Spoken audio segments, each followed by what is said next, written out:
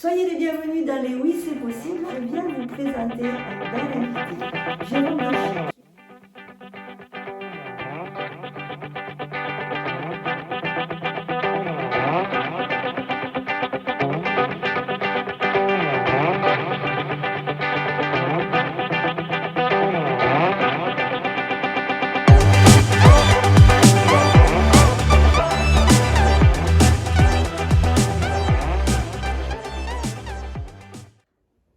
Soyez les bienvenus dans les Oui c'est possible où je vais à la rencontre de personnes connues, inconnues, des êtres humains qui ont osé créer leurs rêves, osé être eux-mêmes, transformer tout ce que leur propose leur vie en cadeau pour eux-mêmes et surfer sur la vague.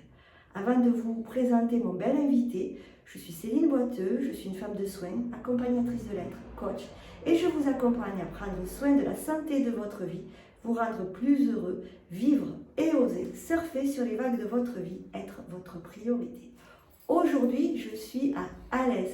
C'est super, c'est là où j'habite et je viens vous présenter un bel invité, Jérôme Bouchy, qui est nutritionniste et diététicien, praticien de scan thérapeutique, il nous en parlera. Avant son univers, dit-il, c'était la banque et le commerce dans la lignée de son papa. Mais il ne se sentait pas à sa place et avait envie, dit-il, d'apporter quelque chose aux gens par rapport à l'être en face de lui. Il faisait pas mal de sport à côté et s'est intéressé de très près à la diététique, qui l'a nourri dans tous les sens du terme. Il s'est lancé dans ses études et pendant toutes ces études, dit-il, j'étais à fond, travaillé jour et nuit. Il a vécu son deuxième burn-out parce qu'il en avait fait un avant. Ça a duré 6 mois et puis il s'est réveillé, il s'est intéressé à son intérieur. Une rencontre pour lui importante, celle de Laurent Marchand. Il est devenu l'humain, l'être qu'il est aujourd'hui. Son activité au travers de sa pratique lui permet de vivre, de suivre et accompagner en profondeur ses patients. Il a une phrase qui me plaît bien. En face de moi, dit-il, j'ai un être humain et pas un robot. Salut Jérôme, comment vas-tu? Très bien, très Merci bien. de m'accueillir chez toi, chez plaisir. vous avec ta compagne. Alors, moi j'ai visionné ton parcours, on a discuté avant l'interview. C'est quoi ton oui c'est possible? Qu'est-ce qui s'est passé pour qu'à un moment donné tu dises oui c'est possible? Tu parles de la banque, etc. Est-ce que tu peux nous expliquer un petit peu? Pour moi, le oui c'est possible, c'est se prendre, entre guillemets, avoir la permission de sortir un peu de tous les codes, de toutes les loyautés qu'on a pu avoir depuis l'enfance, on va dire les conditionnements. Pour moi, le oui c'est possible, c'est de se dire que en fait, on n'est pas obligé nécessairement de toujours suivre les codes et pouvoir aussi tracer son propre chemin. Alors je ne dis pas que c'est facile, mais qu'à travers certaines épreuves, certains challenges, en fait, ça permet entre guillemets de se repositionner, de se recentrer, de se dire bon, vraiment qu'est-ce que je veux dans la vie, qu'est-ce qui m'anime en quelque sorte. Et pour ça, c'est forcément à travers certaines, encore une fois, des épreuves, certains exercices, etc., ben on se remet en question, on voit en fait ce qui nous plaît, ce qui ne nous plaît pas, et on trouve, à dire, le chemin le plus juste possible. Et donc, justement, ce chemin le plus juste, j'ai dit dans ta présentation, tu étais dans le commerce et la banque. Oui, dans la vente de vin et des spiritueux aussi. Voilà, donc ça n'a rien à voir avec ce que tu fais, quoique les spiritueux, c'est aussi agréable à consommer avec modération. C'est ça. Mais tu étais là, tu dis que c'est un peu la lignée familiale, c'était comme ça. C'est ça. Donc, tu as travaillé là-dedans, tu as fait une activité professionnelle, et là, tu as dit stop. Alors voilà, qu'est-ce qui s'est passé? Le stop, en fait, est venu malgré moi, parce que, on va dire, avec mon tempérament un peu fonceur, qui peut être soit un peu orgueilleux ou autre, avec beaucoup d'ambition, toujours avec le besoin d'être validé par mes pairs, etc. J'étais toujours dans l'action, dans le faire, d'accumuler un maximum. Jusqu'à un moment, en fait, le corps ne suit plus. Même la psychologie, la psyché, il y a un moment où on est complètement à côté de nos pompes, on se voit presque, on dit mais qu'est-ce qu'on est en train de faire en fait? Est-ce que j'ai vraiment envie de faire ça? Donc il y a aussi une partie de déni en fait qui se met en place parce que on veut bien faire, on veut que les gens nous apprécient, on veut de la reconnaissance, on veut tout ça, et on pense vraiment sincèrement, on essaye de vraiment se persuader que c'est la bonne chose. mais on se sent intérieurement vide, on se sent, ça fait mal, ça brûle, et c'est là où on se dit, ok, comment je peux faire pour aller mieux? Et aussi difficile que ça puisse paraître, c'est quand même une part de la souffrance même, qui m'a servi un moment quand même comme moteur, qui m'a dit, tu souffres, tu es à côté de tes pompes, commence à voir peut-être s'il n'y a pas d'autres chemins, d'autres possibilités. Alors, rapidement, j'ai commencé par vraiment les secteurs les plus simples, hein, la psychologie, les médicaments, etc., pour se rendre compte que c'était assez limité. C'était de l'allopathique, en fait, en quelque sorte. Et après, un livre amenant un autre, etc., ça a commencé à, on va dire, ouvrir mon champ de Et conscience. tu étais encore dans ton activité professionnelle à ce moment-là, Alors, ton ancienne activité, quand tu as commencé tout non, ça, parce il y que a eu un break vraiment? il y a eu un break parce qu'il y a eu des événements un peu, on va dire, un peu difficiles par rapport à mon travail, mon premier burn-out, qui m'a déjà fait, entre guillemets, me remettre en question par rapport à ce que je voulais vraiment faire, est-ce que je voulais vraiment faire du commerce. Il y avait ce côté, en fait, interaction avec le client qui me gênait. Essayer de lui vendre une image pour derrière soutirer quelque chose. Et peut-être que, après, c'est par rapport à mes croyances ou par rapport à mon travail personnel, mais c'était quelque chose qui ne m'allait pas. Au niveau de la banque, pareil, etc. Donc je me suis dit, bon, bah, je vais essayer de me tourner plutôt vers quelque chose où je peux vraiment être utile à la personne, la santé, et en plus de ça, ça m'apporte parce que j'étais très sportif à la base. Donc je voulais de l'alimentaire, je voulais aussi énormément connaître par rapport à ça. Donc c'était une pierre de coups, là. C'était ça. Et donc, tu es parti, tu as fait tes études de diététique.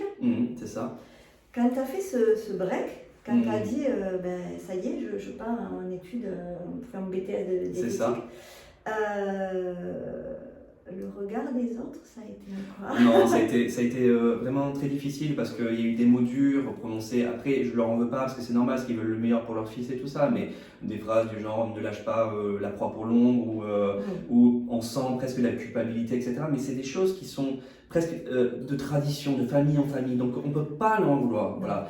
Et moi, je suis venu un peu comme un maillon cassant à vraiment me dire bah, j'ai envie vraiment d'autres choses, quitte à peut-être gagner moins d'argent, à faire moins à moins reluire en quelque sorte, parce que la banque, on dit oui, mon fils est banquier, etc. et tout ça, ça en jette, mais à côté de ça, moi, je me sentais vide. Donc j'ai dit non, je veux complètement autre chose, quitte à, voilà, mais j'ai mis les moyens pour y arriver. Donc, tu as eu ce côté où tu as été, entre guillemets, jugé parce que les gens avaient peur aussi pour toi. C'est ça. Tu as été soutenu aussi? Alors, bah, ma compagne, Laetitia, toujours, hein, ma femme, ma compagne que j'aime plus que tout, ça c'est sûr. Oh, c'est une belle déclaration d'amour, oui, c'est possible ça. C'est fort. Et non, heureusement, effectivement, qu'elle m'a accompagné, parce que c'est vrai que quand on tente de nouvelles choses, qu'on sort un peu du chemin, bah, on se sent très vite seul.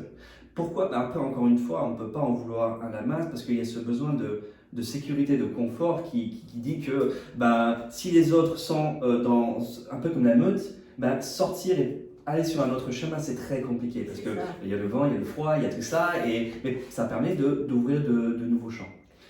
Et donc, du coup, tu te lances et tu dis je travaillais très dur, jour et nuit. Oui.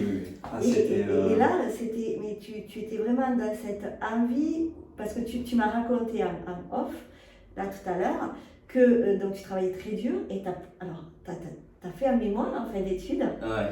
Et est-ce que tu peux nous raconter l'anecdote, parce que celle-là, elle vaut de l'or, c'est beau. Parce que, en fait, effectivement, je travaillais peut-être 14 à 16 heures par jour pour essayer de rattraper mon retard par rapport à mon BTS. C'était sur 2 ans, je l'avais commencé en 1 an, donc presque en 1 an pour avoir par rapport à ça, donc énormément de travail. Et par rapport justement au mémoire, j'ai proposé une nouvelle approche par rapport à la méditation, par rapport à la relaxation, comme quoi le souffle permettait justement de réduire justement la prise de poids, etc. Et je proposais ça. Et ça a été bizarrement accueilli en quelque sorte. Voilà, je me suis pris 6 sur 20 par rapport à cette approche. Et en plus, ces 6 sur 20, c'était tout ce qui était le traitement de texte, le cadre et tout ce qui était l'orthographe. Donc voilà, c'était presque un 0 par rapport à ça. Et du coup, je rebondis dessus parce que pour 2 choses. Quand tu t'es lancé dans ta nouvelle vie, est-ce que tu as eu peur? Énormément, oui, énormément, mais je sentais que c'était vraiment la voie qu'il fallait que je prenne, sans encore être réellement dans le développement personnel, dans l'intuition, dans le ressenti, voilà, ce qui nous fait vibrer. Mais je sentais que c'était la bonne chose à faire. Par rapport au travail, en fait, avant les examens, parce que c'était quand même très très prenant. C'était 2 semaines d'examen plein, donc c'était très compliqué. Et en plus, c'était sur Mende, donc j'avais 2 à 3 heures de route d'aller-retour à chaque fois. Oui, tu n'avais pas super bonne cette route. Exactement. Et avant cela, je me sentais déterminé, mais le fait de toute cette pression, me dire, ok, il ne faut pas que je me plante, il y a tout le monde derrière, etc. J'ai pas le droit à une seconde chance. En fait, c'est là où effectivement j'ai fait mon deuxième burn-out, c'est que le trop-plein de pression, de stress, d'anxiété a fait que en fait, ça a explosé, quoi, tout simplement. Et du coup, je rebondis encore une fois, là c'est aux soignants que je parle, justement. Cette pression qu'on se met là, en fait, c'est nous qui nous la mettons tout ça, parce qu'à la limite, tu n'aurais pas eu cette pression, tu aurais dû travailler pour bien sûr faire passer tes examens, etc. Mais avec ça en moins, ça aurait été quand même beaucoup plus fluide. Alors, moi, en fait, je vois deux choses là-dedans. C'est que, en fait, effectivement, sans cette pression, comprendre que il n'y a rien à craindre, que tout est parfait, tout est juste, et que cette pression, on se l'impose parce qu'on veut bien faire, on veut être accueilli, on veut être reconnu, etc.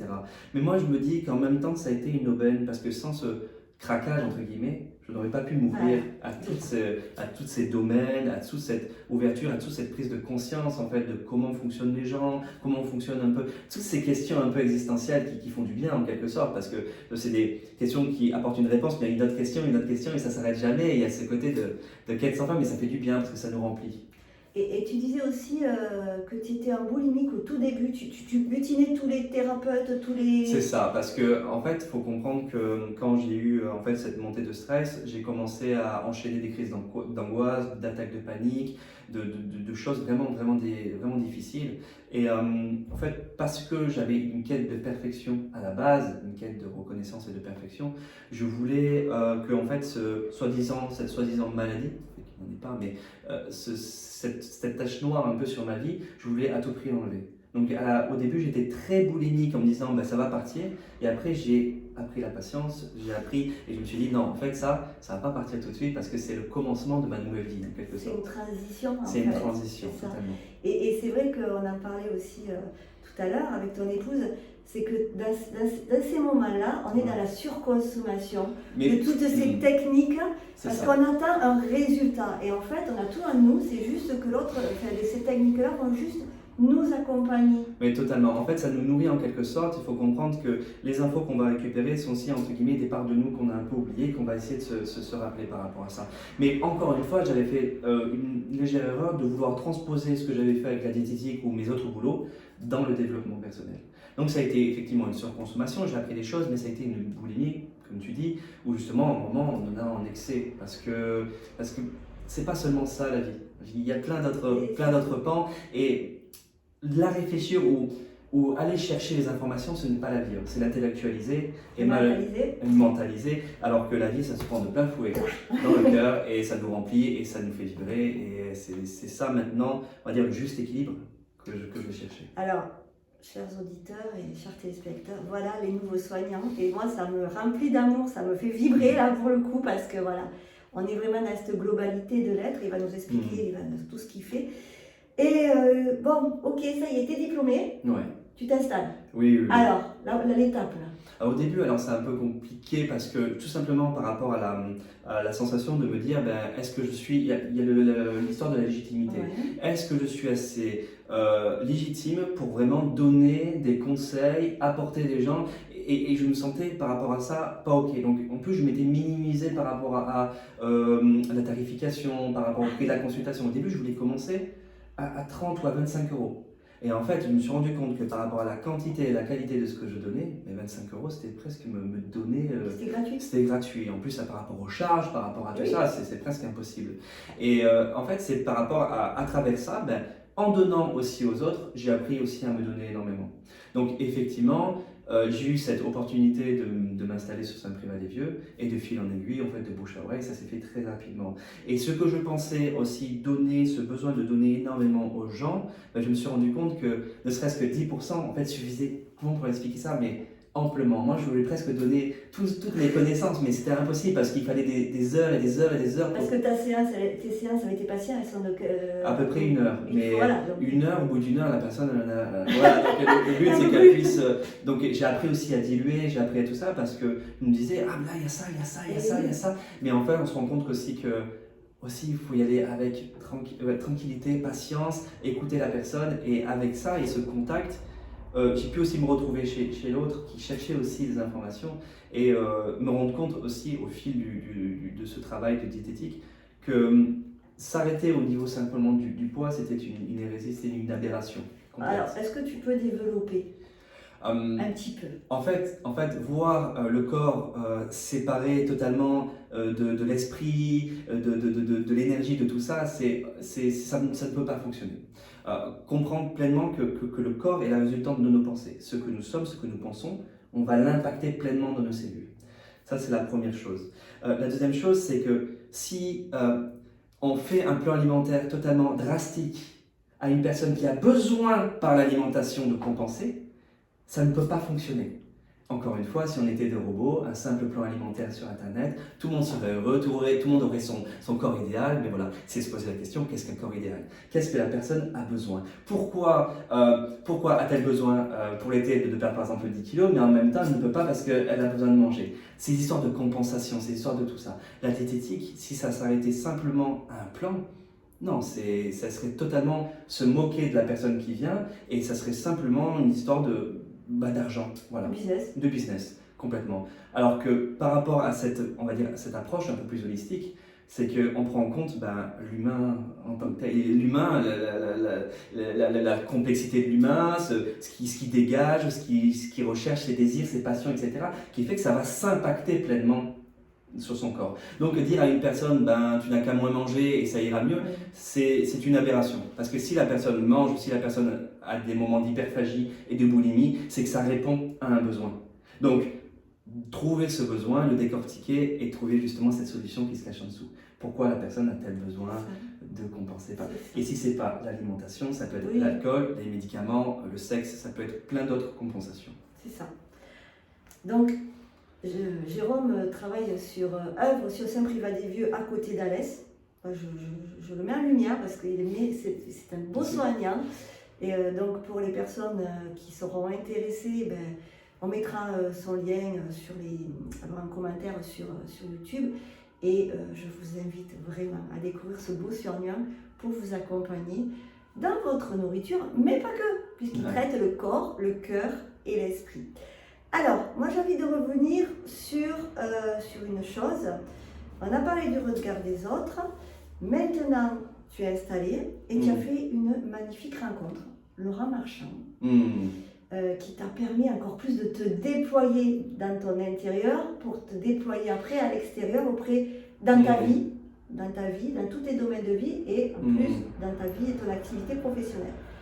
Qu'est-ce qui s'est passé? Raconte-nous, Laura Marchand. En fait, un moment quand tu es en pleine recherche de toi-même par rapport au livre, par rapport à tout ça, tu vas essayer plein de choses.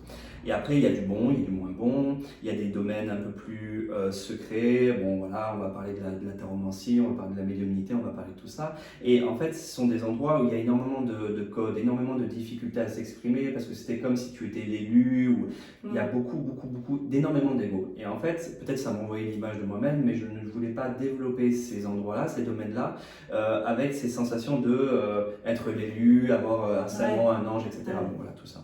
Et en fait, à travers Laurent Marchand, effectivement, j'avais des a priori par rapport à ce qu'il dégageait, ce côté un peu, le côté moto, etc.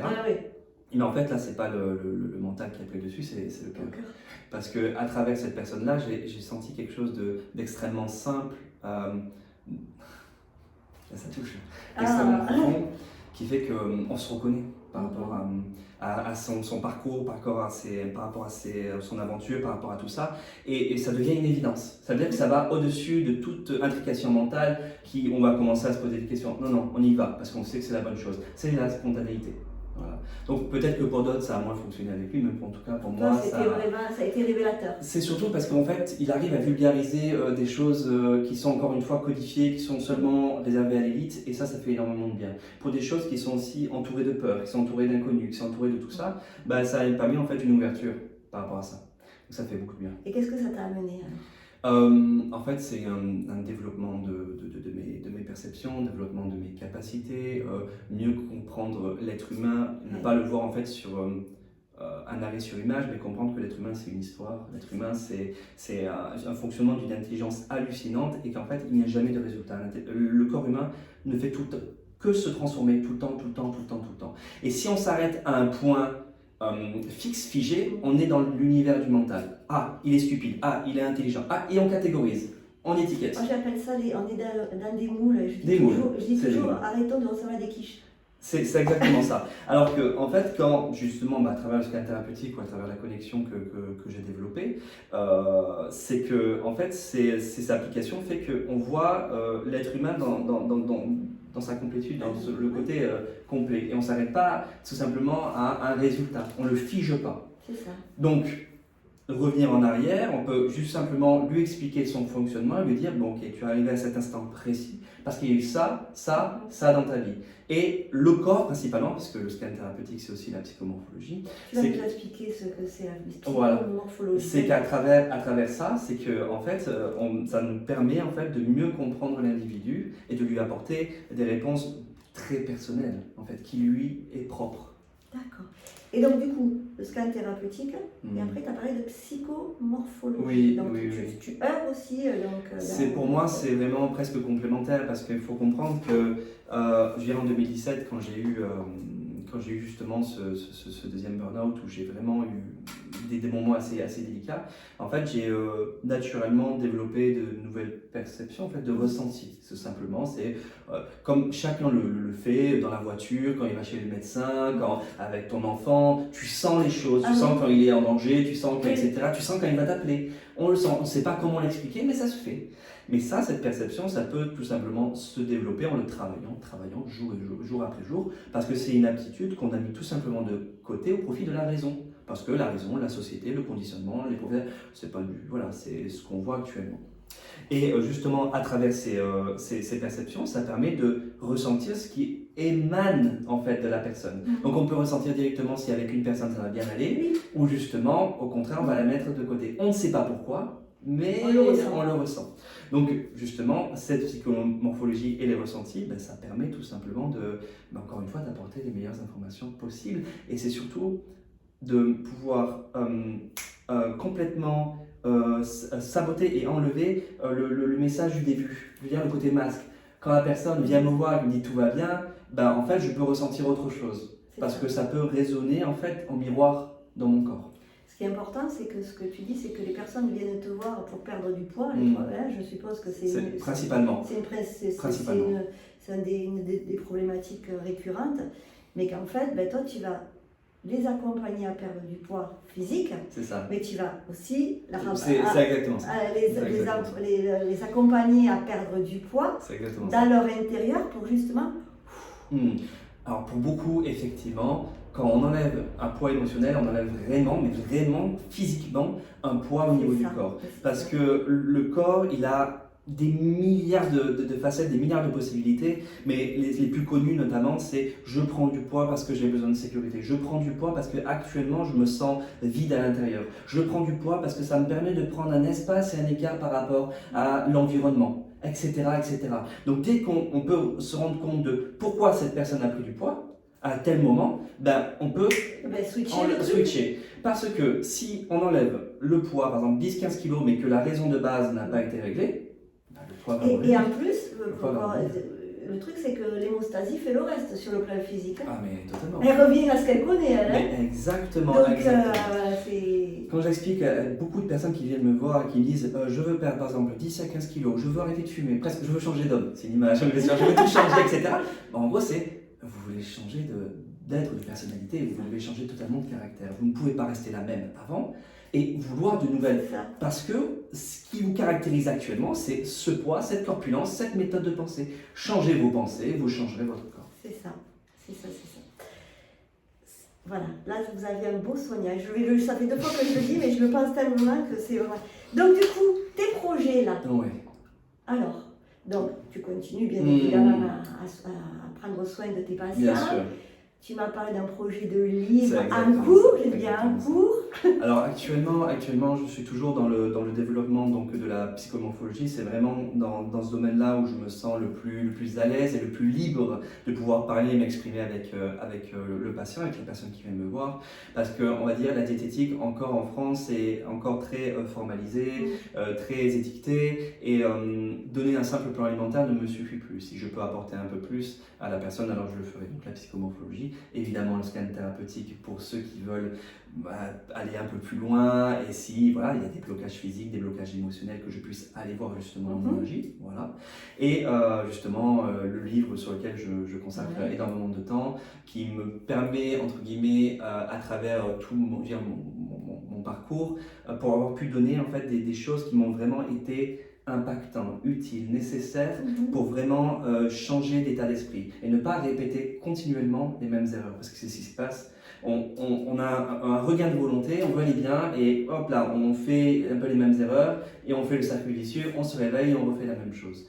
Donc, je veux dire, le plus modestement possible avec ce livre, c'est vraiment l'envie de retranscrire une partie du parcours qui m'a aidé à sortir la tête de l'eau. Mais c'est toujours important aussi, je pense que on est dans une société où ce qu'on voit dans les médias, tout ça, on pense que c'est des gens qui ont tout compris dans le développement personnel, qui savent tout, qui sont presque des boudins. Oui. Et en fait, c'est une fausse image. Et on est comme tout le monde, en fait. Moi, je dis toujours aux personnes que j'accompagne, je suis comme vous. Je suis comme vous, parce que c'est le chemin de toute une vie, en fait. Je vois ça un peu comme une histoire un peu par rapport à l'incarnation, c'est que vraiment quand certaines personnes disent oui ça va durer combien de temps, 3 mois, si vous saviez. C'est ça, si vous saviez. Si vous saviez ça va prendre des années. Non, j'ai encore des traumas, j'ai encore des névroses, j'ai encore tout ça, mais maintenant je sais jouer avec en fait. C'est-à-dire je sais danser avec, voilà. Et plutôt que de voir ça comme une malédiction, quelque chose de mauvais à éradiquer, je me dis ça fait quand même partie de moi, ça fait partie de mon identité, et avec ces traumas, ces difficultés, ben en fait, je vais les transformer en force. Alors au début, on dit oui, ben, vraiment la phrase de base, c'est ben, si tu crois que c'est si facile, t'es pas à ma place, etc. Tout le monde a son lot, tout le monde a ses hauts, tout le monde a ses bas, et que voilà, c'est ça, je pense, la clé entre guillemets de comment être heureux en quelque sorte, c'est pouvoir, hop là, on embrasse la totalité. Voilà. Et il y a des moments, c'est sûr, il y a des jours où il y a un moment où il y a le soleil, il y a des jours où il y a des moments où il y a la pluie. Ouais, c'est ça.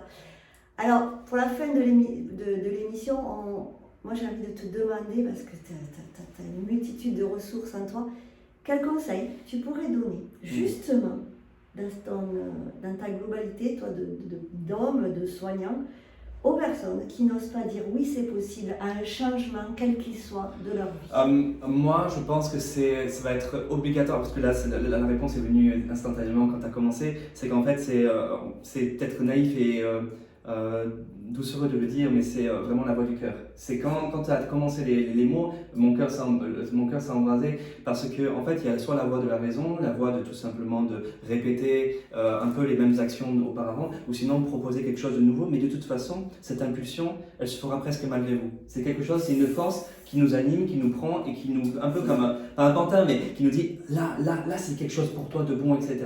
Et c'est quelque chose de malgré soi. Plutôt que de se dire on va attendre un peu, entre guillemets, l'ange divin qui vient nous sauver, ou la princesse, ou le prince, etc. C'est une émulation, une force profondément puissante qui vient nous prendre et nous animer. Et c'est surtout l'écouter. L'écouter, bien sûr. Mais de toute façon, il y a là vraiment cette partie-là, quand elle est embrasée, c'est que vous êtes dans la vérité. Par contre, quand vous sentez qu'il y a des remue-ménages et des ruminations dans la tête, c'est que vous êtes au mauvais endroit. C'est ça. Donc il y a aussi ce travail de l'énergie à justement être un peu plus présent justement dans le plexus pour ressentir ça. Je parle de la boussole intérieure. C'est ça, la boussole intérieure. Moi je dis se reconnecter à son médicament intérieur, le cœur. Mais totalement, voilà. Totalement. Ben, Jérôme, ça a été une super interview. Merci de nous avoir reçus. Merci de nous avoir reçus. Vous retrouverez tous les liens de Jérôme. Et il consulte aussi par Zoom. Donc, même si vous n'habitez pas à Alès et que vous ne pouvez pas vous déplacer, que c'est trop loin, vous pouvez aller le voir pour vos mots du corps et les mots de l'esprit et du cœur. Et nous, on se retrouve très vite pour un prochain numéro. À très très bientôt. Au revoir. Merci, Jérôme. Merci.